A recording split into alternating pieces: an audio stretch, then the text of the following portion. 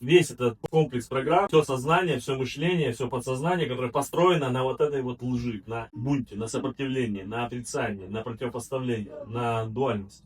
Вот от этого всего комплекса лукавого можно уже отречься как от комплекса. И тогда посвятить себя служению целому, служению единству, служению Богу, служению любви.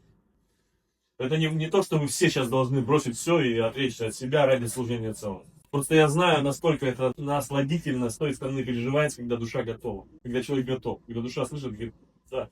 Я, может, зашел сюда просто послушать, но на самом деле вот это истина. Это очевидная истина для моей жизни. И чего тянуть? И если ты сейчас готов, я не буду вас больше утомлять своей философией. Мне кайфово вам это предлагать.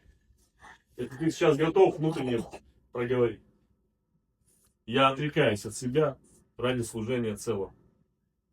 Богу, любви, новому человеку.